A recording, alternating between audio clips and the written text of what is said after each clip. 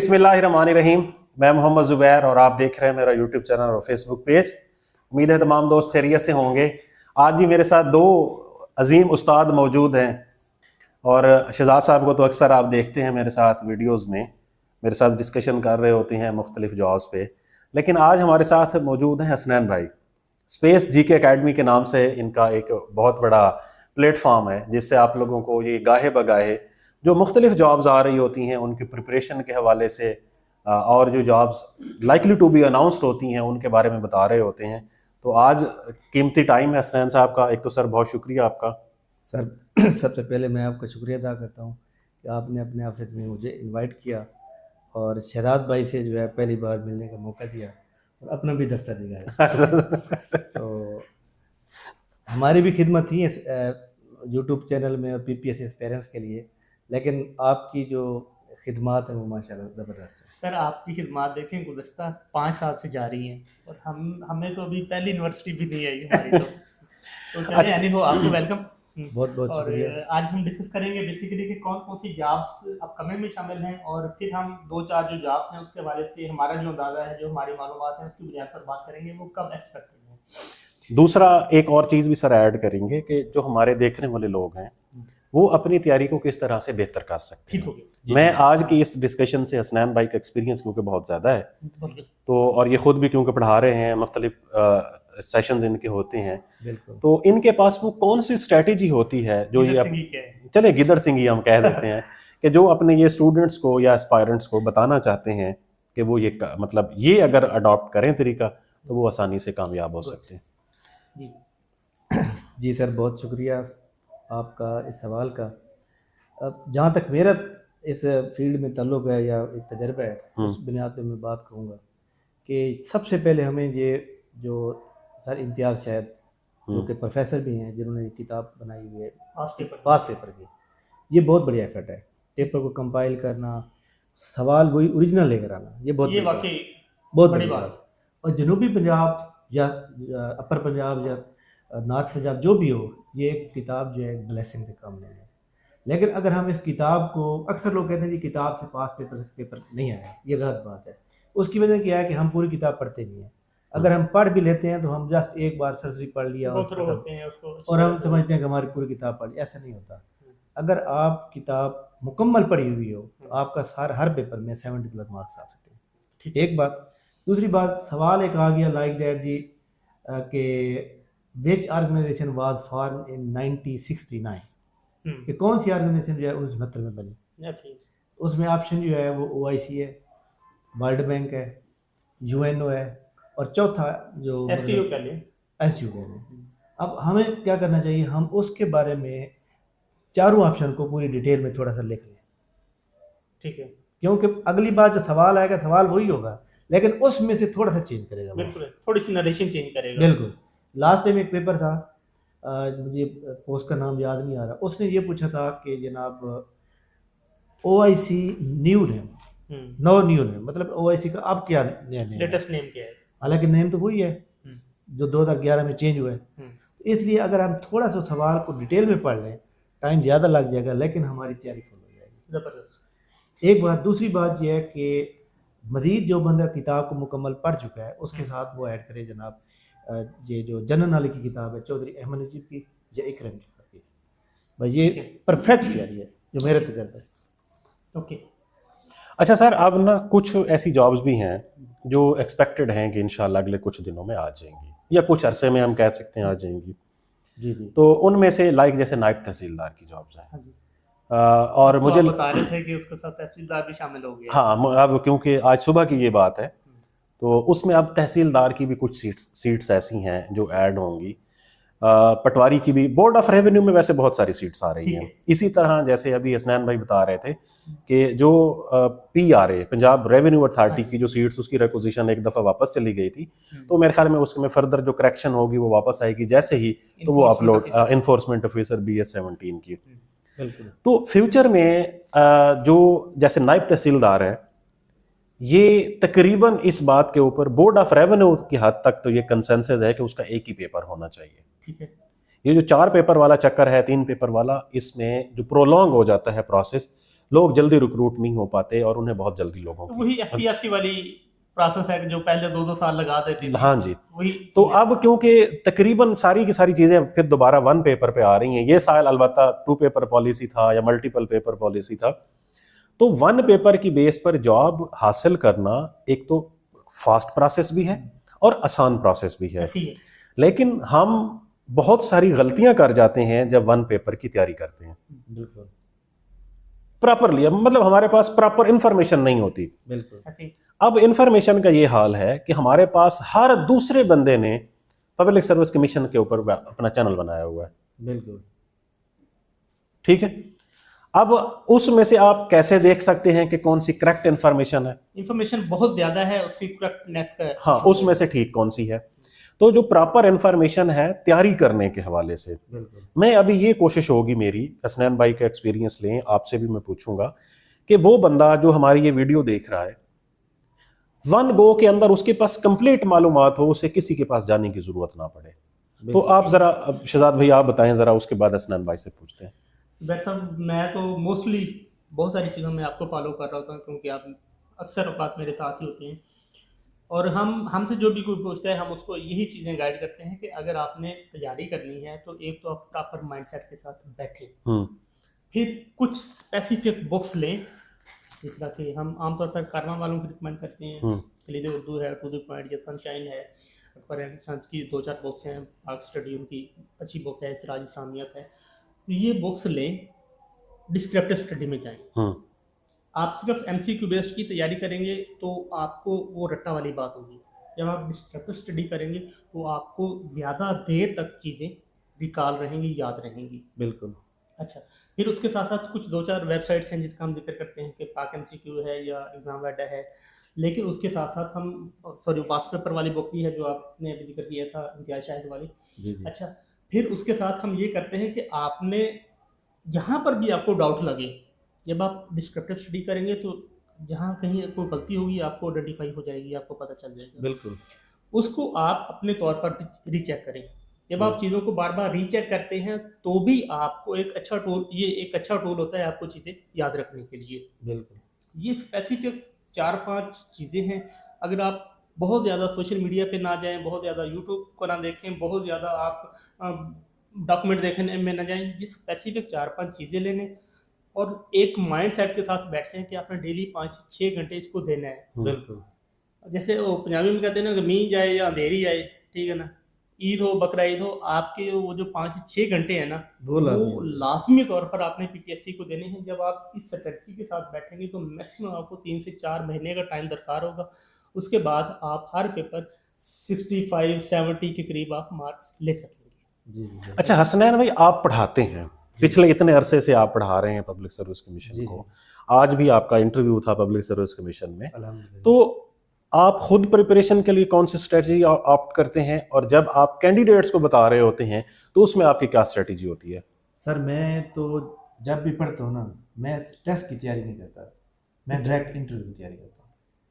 कि for example एक MCQ हमने पढ़ रहे हैं तो कल को यही सवाल वो इंटरव्यू की सूरत में आएगा तो हम उसको थोड़ा सा डिटेल में बता सकते। इसलिए आप जिस तरह शहजाद भाई ने बताया कि हमें थोड़ा सा डिस्क्रिप्टिव स्टडी करनी चाहिए, डिटेल में पढ़ना चाहिए, तो इसलिए मैं भी यही समझता हूँ कि आप इंटरव्यू की तैयारी समझ करेंगे तो फिर इंशाल्लाह ज़रूर कामयाब। नहीं, मैं पर्टिकुलर हूँ, पर्टिकुलर इसलिए हूँ कि लाइक अगले कोई 20 दिन 25 दिन या 1 महीने के बाद डेप्टी अकाउंटेंट की सीट्स आती हैं, प्योरली जी, प्योरली डेप्टी अकाउंटेंट की सीट्स वन पेपर की सीट है, और ग्रेजुएशन बेस्ड, और ग्रेजुएशन मीन उस पर तकरीबन हर बंदा अप्लाई कर सकता है। बिल्कुल मैं आज आप लोगों के एक्सपीरियंस की बेस पर अपने देखने वालों को ये बता पाऊं कि जी आप जो है आज से अगर तैयारी शुरू करना चाहते हैं और डेप्टी अकाउंटेंट को आपने मद्देनजर रखना है या नायब तहसीलदार को आपने मद्देनजर रखना है, तो वो कौन सी स्ट्रेटजी अपनाएं? बिकॉज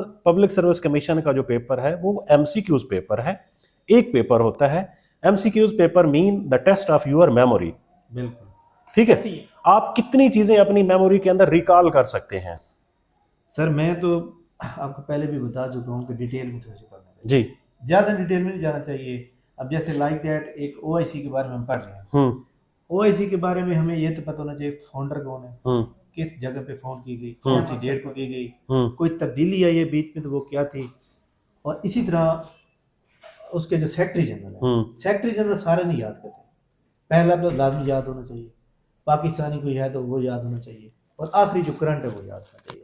और इसी तरह जो उनके सेशन होते हैं, मतलब एनुअल सेशन जिसे हम कहते हैं, वो भी लास्ट वाला याद होना चाहिए, या कोई पाकिस्तान में हो तो या पाकिस्तान में जो इवेंट हो, बस ये छोटी छोटी डिटेल है। इसी तरह सार्क की, इसी तरह शिगाई की, इसी तरह बिल्कुल, जो बिल्कुल। मेन ऑर्गेनाइजेशन है उसको आप कह रहे हैं किस तरीके से याद रखना है। बिल्कुल बिल्कुल। अच्छा, ये अब जैसे इसके लिए हम किताब, जैसे मैं रिकमेंड हमेशा करता होता हूँ कि जब भी हम वन पेपर की तैयारी कर रहे होते हैं ना, हमारे यहाँ ये सबसे बड़ा मसला है कि जब हम ये समझते हैं कि पास्ट पेपर्स की किताब कंप्लीट है तो ये हम गलत होते हैं। ऐसी ठीक है, पहली बात। दूसरी बात, जब हम ये समझ रहे होते हैं कि शायद इन वेबसाइट से जिनसे हम पढ़ रहे हैं तो हमारी तैयारी जो है वो कंप्लीट हो जाएगी, तो हम गलत होते हैं। बिल्कुल। ये एक डाइवर्सिटी है, 10 सब्जेक्ट्स में से पेपर आना, ये कोई आसान काम नहीं है। पीएमएस में 12 पेपर होते हैं, 6 मतलब टोटल उसके 9 सब्जेक्ट्स होते हैं, 6 कंपलसरी होते हैं, 3 ऑप्शनल होते हैं। बिल्कुल। अब सीएसएस के आप देख लें, उसमें भी सेम ऐसे होता है, 2 पेपर आपके जो होते हैं वो 200 नंबर के आ जाते हैं कभी। बिल्कुल। तो ये एक ऐसा पेपर है जिसके 10 सब्जेक्ट्स हैं, आपने तैयार करने हैं, जो पोर्शन मीन पूरा सब्जेक्ट पूरा है। सब्जेक्ट है। ठीक और है, इनका लिमिट कोई नहीं, लिमिट भी कोई नहीं है उसमें, तो लिमिटेड है ना सारी चीजें, लिमिट में। याद है 2024 का एक पेपर में सवाल आया था कि बोरिस जॉनसन के दादा का क्या नाम था। अच्छा तो इसलिए अनलिमिटेड से याद है कि कुछ भी पूछा जा सकता है। तो इसलिए अब मैंने कुछ 2-3 दिन पहले भी एक वीडियो बनाई थी, उसमें मैंने कहा था कि हम जब तैयारी कर रहे होते हैं तो हम बहुत सारी गलतियां करते हैं जिसकी वजह से हम पेपर क्रैक नहीं कर पाते। उनमें से जो सबसे मेजर और प्राइम गलती है ना हमारी, वो ये है कि हम जब एक दफ़ा सिर्फ पास पेपर्स की इतनी बड़ी किताब को, इम्तियाज साहब की जो किताब देखते हैं, हम समझते हैं कि this is more than enough. No, ये एनफ नहीं है। ऐसी है। अगर आप तैयारी करना चाहते हैं, तैयारी क्या होती है? It is the investment of your time, it is the investment of your money, it is the investment of your energy for next 40 years almost. बिल्कुल। ठीक है, जब आप इन 3 प्रोस्पेक्टिव से देखते हैं ना, और मतलब in prospective of your career future, बिल्कुल। ठीक है, तो फिर आपको इसकी बुनियाद थोड़ी सी सॉलिड्स रखनी पड़ेंगी। और वो कैसे? हमें फिर डे फर्स्ट से क्या करना पड़ेगा? Through proper channel. Public service commission के पेपर की डिमांड क्या है? पब्लिक सर्विस कमीशन का 1 पेपर हम कैसे तैयार कर सकते हैं? पब्लिक सर्विस कमीशन के इम्तिहान में जैसे मैं हमेशा कहता होता हूं कि 3 किस्म के सवाल आते हैं। पब्लिक सर्विस कमीशन के इम्तिहान की तैयारी कैसे करनी है, कहां से करनी है, और आपने पेपर कैसे देना है। मतलब ये 3 एक्सट्रीम्स हैं जो मुख्तलिफ हैं। बिल्कुल। अब मैं यही आपसे, जैसे मैंने सवाल पूछा, आपने बहुत सारी किताबों का रिकमेंड किया, हसनैन भाई ने स्ट्रेटेजी बनाई, तो मैं हमेशा कहता होता हूँ कि इस्लामियात, जैसे सुबह हमारे पास एक बच्चा आया हुआ था, मैंने उसे कहा इस्लामियात के लिए आपको सिराज इस्लामियात MCQs किताब लेनी चाहिए। कितनी एक किताब है वो? छोटी सी किताब है, टोटल उसके 100 पेजेस भी नहीं बनते होंगे। बिल्कुल। ठीक है, इसी तरह कलीदे उर्दू सबसे बेहतरीन मार्केट के अंदर किताब मौजूद है उर्दू के ऊपर। बिल्कुल। अगर आप कलीदे उर्दू पढ़ते हैं, बिलीव करें कि एक वो सवाल जो एग्जामिनर ने ये ठान लिया है कि ये किसी को भी नहीं आना, तो वही सवाल कलीदे उर्दू से बाहर आएगा, अदरवाइज उसके पास भी ऑप्शन नहीं है कि वो कहां से दे सवाल। ठीक है, लाइक इस्लामियात में से आप जब सिराज इस्लामियात पढ़ते हैं, आपके पास एक ह्यूज अमाउंट आ जाती है इस्लामियात के सवालात की। ठीक है, सेम ऐसे अगर आप थोड़ा सा एक सब्जेक्ट को आप थोड़ा सा डिफरेंशिएट करें, लाइक हिस्ट्री है, एक बंदे ने ट्रैक टू पाकिस्तान पढ़ी हुई है किताब। बिल्कुल। ठीक है, अब ट्रैक टू पाकिस्तान, जैसे मैंने 2014 में पढ़ी है ट्रैक टू पाकिस्तान, जब मैंने CSS का इम्तिहान दिया, तो अब मेरे लिए मेरी वो मोस्ट फेवरेट ऑथेंटिक किताब है। बिल्कुल। ठीक है, मुझे ये लगता है कि 1947 तक, मीन 1857 से 1947 तक वो सबसे अच्छी किताब है। लेकिन क्या ये हमारे फिर सिलेबस को कवर करेगी? तो वो नहीं करती। क्यों? क्योंकि हमारा एग्जामिनर हिस्ट्री को 4 हिस्सों में तकसीम करता है। The first part is 712 to 1526, Mughal era से पहले तक। मुगल, हाँ, मतलब जो पानीपत की पहली जंग थी जहां पर लोधी डायनेस्टी खत्म होती है, ये एक हिस्सा है। उसको वो माइक्रो टच करता है। दिल्ली सल्तनत के। जी, ठीक है, माइक्रो टच करता है उसको। फिर है 1526 से 1857 तक, उसमें क्या पूछता है वो हमसे? ज़्यादातर उसमें हमारे पास एक रेवोल्यूशन आया था जो कि हमारे पास कल्चरल हेरिटेज की सूरत में मौजूद है। हमसे मुख्तलिफ हिस्टोरिकल साइट्स का पूछ रहा होता है, बादशाही मस्जिद, ताजमहल, etc। ठीक है, हम फिर उस डोमेन में रह के उसको तैयार करते हैं। फिर आता है 1857 से 1947, 100% and the second day is documented. ऐसी है। ठीक है, फिर हम यहाँ से डॉक्यूमेंटेड सूरत में पढ़ते हैं। इवेंट की सीरीज है, 1905 में क्या हुआ, 6 में क्या हुआ, 9 में क्या हुआ, 12 में, 13 में, 18 में, 20 में। फिर हमें उसको उसकी साइंस के मुताबिक तैयार करना चाहिए। फिर 1947 से ऑनवर्ड पाकिस्तान के अफेयर्स हैं, क्या होता रहा, कौन पहले आया, कौन बाद में आया, सो इस तरह की मालूमात। अगर हम इसको समझ लेना एक दफा पूरे के पूरे सिलेबस के जियोग्राफी को, बिल्कुल लाइक ये मैं सब्जेक्ट की बता रहा हूँ, पूरा रोड मैप आ जाता है। ठीक है, अब इसीलिए जैसे कारवान कम्प्रीहेंसिव एमसीक्यूज में हमेशा, अब तो मैं पिछली पता नहीं कितनी वीडियोस में कह चुका हूँ कि मेरे उससे 1000 इख्तलाफ हैं। मतलब मैं अभी ये मेरे सामने बैठे हैं शरीफ साहब, ये मेरे पास जब किताब लेके आए थे, मेरे पास, मैं उससे पहले ले आया था। और यकीन करें जब मैं घर आके रखी, जब मैंने किताब, आप और मैं दोनों इकट्ठे गए थे उर्दू बाजार, तो मतलब फर्स्ट थॉट में उसने मुझे डिसअपॉइंट कर दिया। जिस किताब को मैं इस एमसीक्यूज में यहाँ पे रेट करता था, और हमने बहुत ज्यादा रिकमेंड, लेकिन उसके बावजूद भी क्या है कि वो किताब कुछ हिस्सों के लिए बहुत अच्छी है। किसके लिए? वर्ल्ड जियोग्राफी के लिए बहुत अच्छी है, वर्ल्ड जनरल नॉलेज के लिए बहुत अच्छी है, ईडीएस के लिए वो बहुत अच्छी है, स्पोर्ट्स के लिए, उसके अलावा रीजनल इंटरनेशनल ऑर्गेनाइजेशन जैसे हसनैन भाई बता रहे हैं उसमें डिटेल से सारी चीजें एक्सप्लेन है। बिल्कुल बिल्कुल। ठीक है, अब क्या है हमारे पास कैपिटल्स, करेंसीज के बारे में, ओल्ड नेम्स के बारे में 500 550 किताबें उसके अंदर तज़किरा हैं, उसके अंदर डिस्कवरीज एंड इन्वेंशंस लिखी हुई हैं सारी, जहां से वो सवालात लेता है। ठीक है, अब यहां तक वो हमें मदद करती है, हमें यहां से उसको लेना चाहिए। अब हम आ जाते हैं sir computer, math and English, the most tricky parts of the paper, जो डिसाइडिंग पार्ट्स होते हैं, जो ऐसा समझ लें कि डिसाइड करते हैं। जी जी। अब यहाँ पे मैं आप दोनों से पूछूंगा कि अब क्योंकि मैंने मेरे ख्याल में अच्छा खासा बोल लिया है कि मैथ, कंप्यूटर एंड इंग्लिश, इन 3 चीजों को एक ऐसा आदमी जो घर बैठ के तैयारी करना चाहता है उसे क्या करना चाहिए? सर वो एक सेंटेंस है कि मैथ, स्टैट, कंप्यूटर और मैरिज, ये पढ़ने की चीजें नहीं, ये करने की चीजें हैं। ठीक है, ठीक है। तो जब तक आप मैथ की, कंप्यूटर की आप प्रैक्टिस नहीं करेंगे, आपको कभी भी ये याद नहीं हो सकती। चलो, तो ये कहाँ से प्रैक्टिस की जाए? तो अगर हम कंप्यूटर की बात करें तो कंप्यूटर की मार्केट में बहुत सारी बुक्स अवेलेबल हैं, लेकिन हम नंबर ऑफ टाइम्स रिकमेंड करते हैं एग्जाम वेटा वेबसाइट, उसके बाद पाक एमसीक्यू। एग्जाम वेटा से बहुत ज़्यादा दफ़ा क्वेश्चन ली जाती है पीपीएससी में। अच्छा, फिर कंप्यूटर की आप प्रैक्टिस करें तो वो सबसे बेहतरीन है। आप डेली बेसिस पे, आमतौर पर अगर आप देखें ना तो उसका जो एमएस ऑफिस है उसी में से क्वेश्चनिंग ज़्यादातर होती है। आप देख लें कि वर्ड में होम, एडिट, आगे इस तरह के 4-5 टैब हैं, सिर्फ वहीं से क्वेश्चन पूछते हैं। वो पूछता है कि ये जो टैब है ये किस ऑप्शन में है, या जो इसका जूम ऑप्शन है वो किस तरफ होता है। इस तरह से नैरो क्वेश्चनिंग है जो उससे ली जाती है। फिर इसी तरह पावर पॉइंट से कुछ क्वेश्चनिंग है, स्पेसिफिक है, और एक्सेल से, ये 3 एमएस ऑफिस में से इन 3 पोर्शन से ज़्यादातर क्वेश्चन। फिर वो इंटरनेट के हवाले से या उसकी जो हिस्ट्री है उस हवाले से। बिल्कुल। और इसके हवाले से भी मैंने एक बुक देखी थी अकबर एंड सन्स की, वो अच्छी बुक है। अच्छा, दूसरा फिर मैथ के हवाले से अगर हम बात करें तो मैथ तो खुद मेरी अपनी जान जाती थी मैथ से। अच्छा, दूसरा अगर नॉर्मल आपकी पोजीशन है, मसलन 16 स्केल तक, 17 तक भी अगर आप कह लें, तो आप मैट्रिक की या थोड़ा सा बेहतर आप करना चाहते हैं तो आप इंटर की मैथ को तैयार कर लें, वो इनफ होती है। क्योंकि उसके जो रूल्स हैं वो स्टैग्नेंट हैं, वो बदलने नहीं है। ये नहीं है कि पिछले मंथ क्या हुआ या उससे, वो तो बेसिक चीज़ें हैं, बेसिक रूल्स हैं। उसको अगर आपने फॉलो कर लिया, उसको आपने समझ लिया, तो आपको मैथ बेहतरीन आ जाएगी। चले हसनैन भाई, आप मुझे, जैसे सर ने बताया इंग्लिश और मैथ और कंप्यूटर, इंग्लिश के लिए क्या करना चाहिए? इंग्लिश के लिए सर सबसे पहले तो मैं ये समझता हूँ कि इंग्लिश की जो बेसिक ग्रामर है ना वो आनी चाहिए। तो वो कहाँ से की जाए? देखिए, फॉर एग्जाम्पल जिस बंदे के पास फैसिलिटी मौजूद है, कोई अच्छा था टीचर, वरना यूट्यूब जिंदाबाद।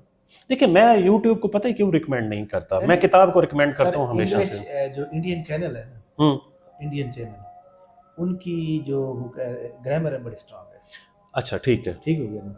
नहीं, देखें हमारी जो ग्रामर आती है ना वो बेसिक आती है, हमारी कोई इतनी ट्रिकी नहीं आती। आपको डायरेक्ट इंडायरेक्ट होना चाहिए, आपको पैसे वाइज आने चाहिए, करेक्शन आनी चाहिए, पार्ट्स ऑफ स्पीच आना चाहिए। अब जो एग्जाम बिट है उसके अंदर जितनी भी वोकैबुलरी है, ईडीएम, दो gap, active voice, sorry antonym, synonym, foreign phrase word, अगर वो सारे आते हैं ना तकरीबन पीपीएससी वहीं से पूछता है। मतलब इंग्लिश और कंप्यूटर के लिए तो वो बेस्ट वेबसाइट है ना, EXAMVED एक एग्जाम। बात ऐड करना चाहता हूँ कि जैसे एक नया बंदा है तैयारी कर रहा है, 10 सब्जेक्ट है, 10 रजिस्टर ले लो, 200 रुपए वाला या 250 वाला रजिस्टर ले लें, कितने के आ जाएंगे? 2000 के आ जाएंगे ऑलमोस्ट। हर सब्जेक्ट के आप अलग नोट्स लें। अब मैं आज जो मेरा इंटरव्यू था ना वो था एडिटर की पोस्ट का, उसकी प्रोफिशिएंसी इस बार पहले टेस्ट हुआ था।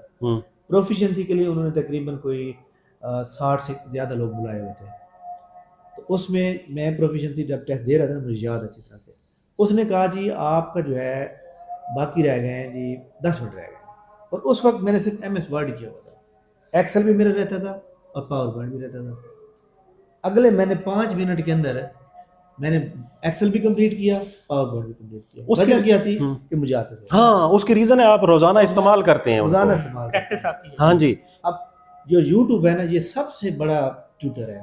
आपको खास तौर पर कंप्यूटर की बात है कि आपको सेव कैसे करना है, हाउ कैन वी सेव, लिखो वहाँ पे आ जाएगा। तो मैं ये चाहता हूँ, उस पर बहुत टाइम लेता है। नहीं, मैं कंप्यूटर सीखने की बात, कंप्यूटर सीखने के लिए चले ठीक है। अच्छा, कंप्यूटर सीखना हमारे देखने वालों के लिए वैसे कितना बड़ा मसला नहीं है।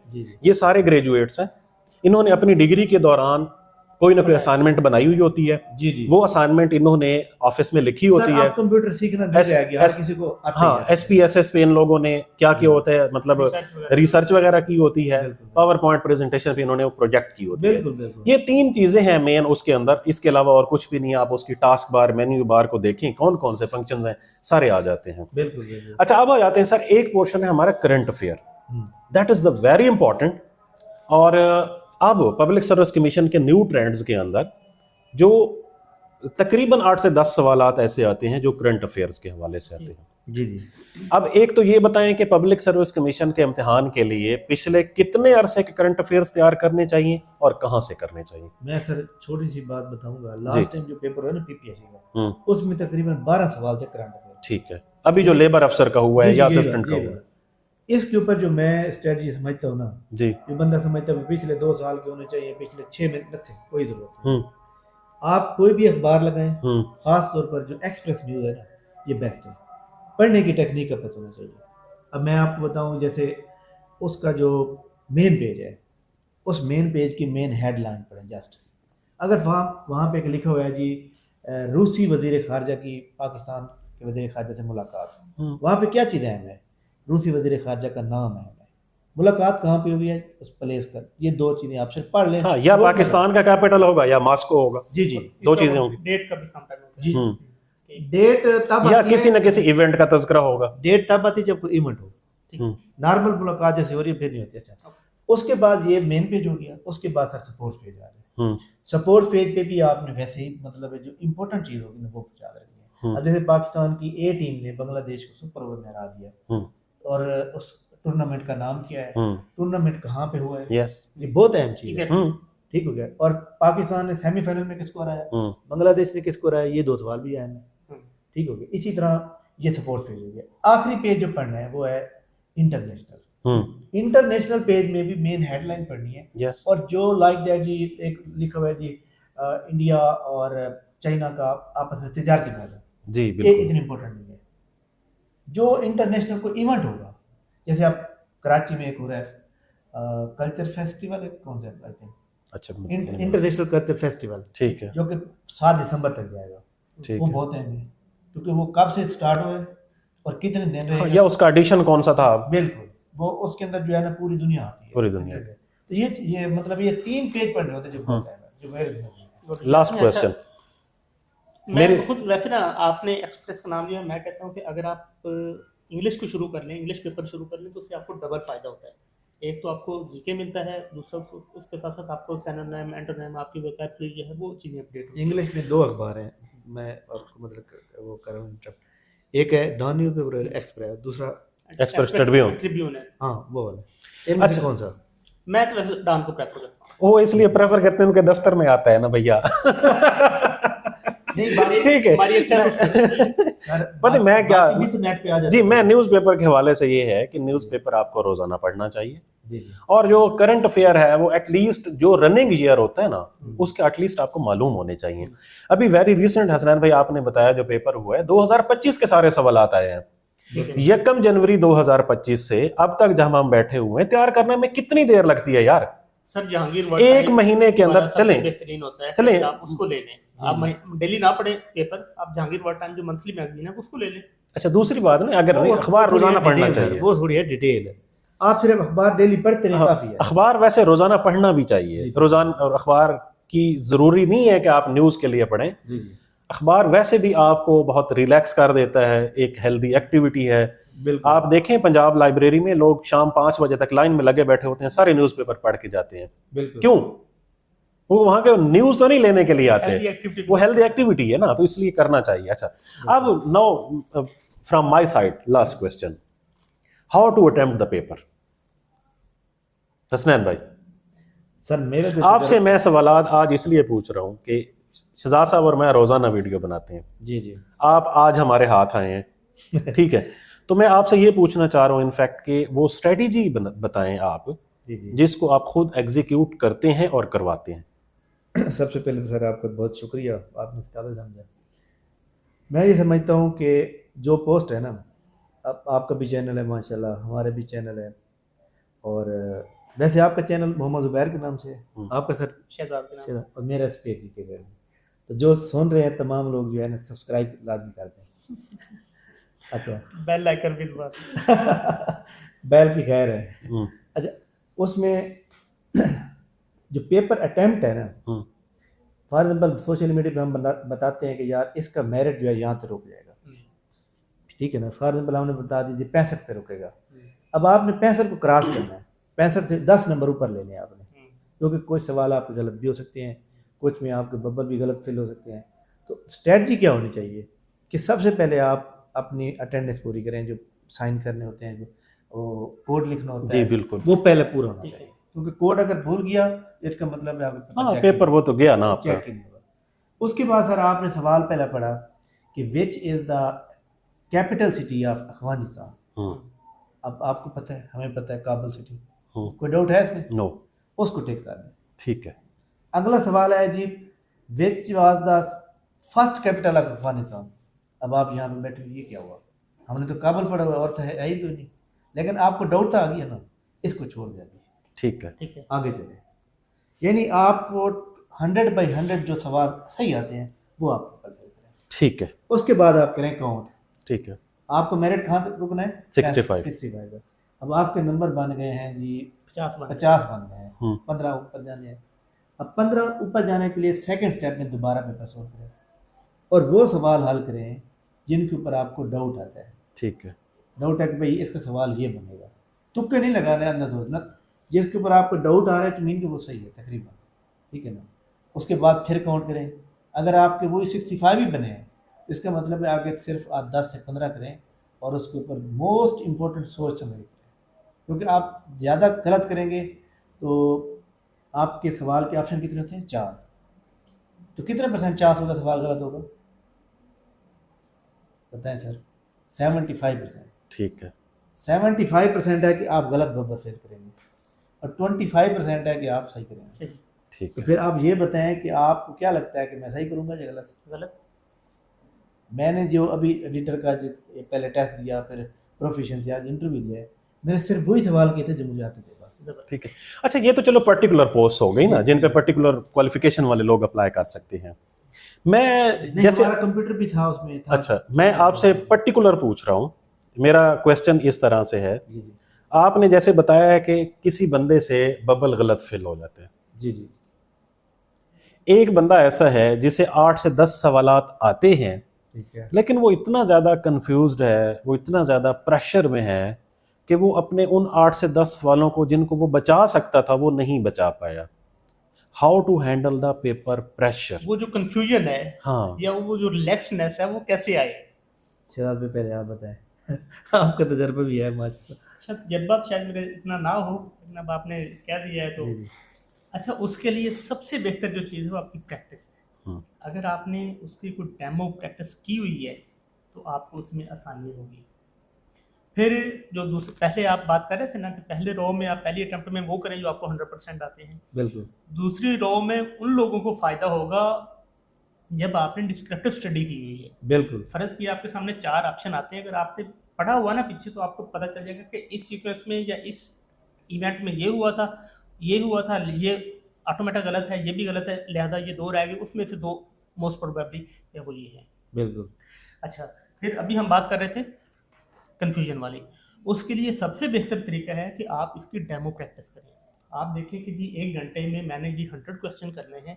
जब आपने बैक एंड पे उस प्रैक्टिस को किया हुआ होगा 2, 4, 5, 10, 20 जितनी दफ़ा आप ज़्यादा करेंगे उतनी बेहतर आप टाइम मैनेज कर सकेंगे और उतना बेहतर आपको सीक्वेंस आएगा कि आपने कैसे इनको सॉल्व करना है। प्रैक्टिस बहुत जरूरी हाँ है जी। सर, प्रैक्टिस उसी के लिए वैसा साहब वो जो मॉक टेस्ट लेते होते हैं, श्योर आप लोग भी करते हैं ऐसा, जी जी ठीक है? वो स्टूडेंट्स के लिए बहुत ज़्यादा सपोर्टिव होती है। बिल्कुल बिल्कुल ऐसे ही। वो जो गलतियां सर वहाँ पे हो रही होती है ना, हम्म। वो बंदा पेपर में नहीं करता फिर। यही मैं पूछना चाह अरे रहा हूँ। यही तो हम कह रहे हैं। आप अगर आप वहाँ पे मतलब बार बार टेस्ट देते हैं ना, हाँ जी, तो आप अपने पेपर के अंदर ना वो गलती नहीं करते फिर। अगर वो सवाल आता है जी जी तो आप नहीं करते, पहली बात। दूसरी बात, आपको टाइम मैनेजमेंट, आपको पेपर देने का प्रेशर, और आहिस्ता आहिस्ता से आप जो थोड़े से नर्वस होते हैं वो आहिस्ता आहिस्ता से आप बहाल होना शुरू हो जाते हैं। ये एक बहुत अच्छी और हेल्दी एक्सरसाइज है। बिल्कुल। तो अब राइट नाउ क्योंकि पब्लिक सर्विस कमीशन के ऊपर बहुत सारी बात हमारी हो चुकी है, बिल्कुल।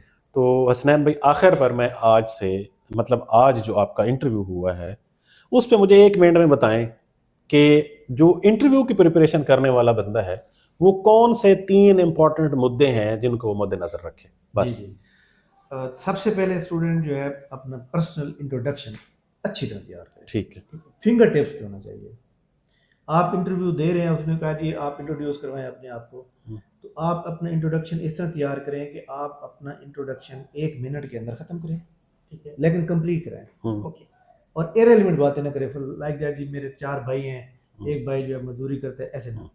कोई अगर आपका एक ऐसा भाई है जो अच्छी पोस्ट पे, उसको बता दे, बाकी कुछ छोड़ दें। ओके, ठीक है। 1 पॉइंट इंट्रोडक्शन। Personal introduction. जी पर्सनल इंट्रोडक्शन में आप अपना वो डिस्ट्रिक्ट भी ऐड करें। जी, वो हो गया। ठीक है। डिस्ट्रिक्ट जो भी आपका है ना, यकीनन वो उसके तो बारे में। अब इंट्रोडक्शन में आ गया दूसरे ना। नंबर पे जो जहाँ पे आप जाना चाह रहे हैं, जॉब डिस्क्रिप्शन, ठीक है। उसके ऊपर मुकम्मल स्टडी होनी चाहिए। तीसरे नंबर पे जो आपका सब्जेक्ट है ना, वो जिस सब्जेक्ट में आपने आखिरी डिग्री आखिरी सीखी। डिग्री, लाइक दैट मैंने किया हुआ है जी MBA, तो अकाउंटिंग और फाइनेंस मेरा सब्जेक्ट है, तो सबसे ज़्यादा सवाल मुझसे अकाउंटिंग करेंगे या फाइनेंस करेंगे। ठीक है सर। आप कोई सर पहली बात तो जो इंट्रो वाली है ना, उसकी आप ज़बरदस्त प्रैक्टिस करके जाएं। जिस तरह आप कहते थे कि ये आपका फेवरेट क्वेश्चन होता है, तो आप जब उसको अच्छा एलेबोरेट कर देंगे ना तो अच्छा इंप्रेशन पड़ेगा, आपका जो नर्वसनेस है वो भी कम होगी। जी बहुत ठीक है।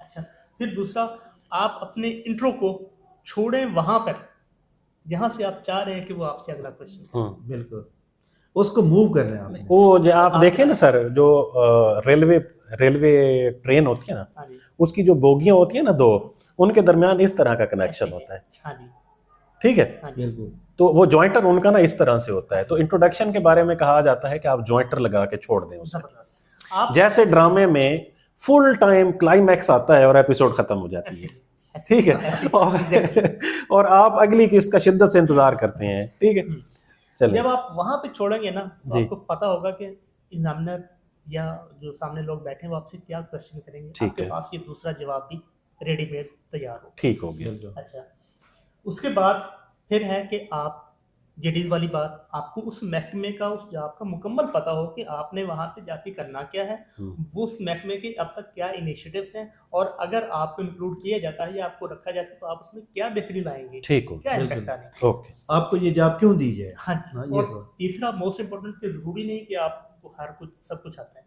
बिल्कुल। जो चीज़ आती है वो एक्यूरेट बताएं, जो चीज़ नहीं आती उस पर सॉरी बोलें, सॉरी बोले।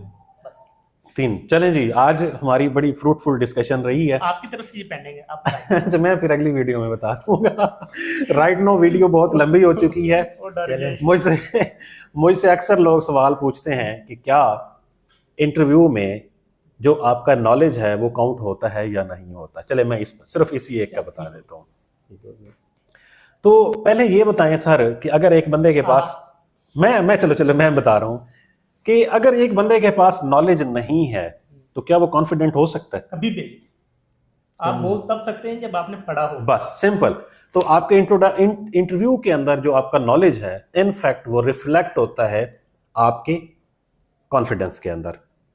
आप उसी तरह एक बेहतर तरीके से कम्युनिकेट कर पाएंगे, अपनी बात को बेहतर तरीके से अपने पैनल को समझा पाएंगे अगर आप उसके बारे में प्रॉपर नॉलेज और इन्फॉर्मेशन रखते होंगे। बिल्कुल। तो ये एक जो परसेप्शन है कि जी इंटरव्यू के अंदर जो आपका नॉलेज है उसकी इतनी ज़्यादा अहमियत नहीं है, तो प्लीज़ इसको अपने दिमाग से निकाल दें। मुझे आज तक अगर हसनैन भाई ने, शहजाद साहब ने या कोई और किसी ऐसे टॉपिक के बारे में सवाल पूछेगा जो मुझे नहीं आता होगा, तो ये एक डेड श्योर है कि मैं उस पर नर्वस हो जाऊंगा। ऐसे ही बिल्कुल ठीक है, तो फिर वो मेरा कॉन्फिडेंस कहाँ गया? बिल्कुल खत्म हो गया ना, शटर हो गया सारे का सारा। तो सो प्लीज अपने आप को, अपने नॉलेज को इन्हांस करें with the perspective of your interview preparation. तो आज के लिए यही हमारी एक फ्रूटफुल डिस्कशन थी। तो शहजाद साहब का और हसनैन भाई का बहुत शुक्रिया। जी, मैं ज़ुबैर भाई का और शहजाद भाई का बहुत शुक्रिया अदा करता हूँ कि जिन्होंने मुझे स्पेशली इनवाइट किया, और इंशाल्लाह ताला जैसे हम दोबारा लाहौर आएंगे तो दोबारा आपसे ज़बरदस्त। चले इंशाल्लाह जी, बहुत शुक्रिया।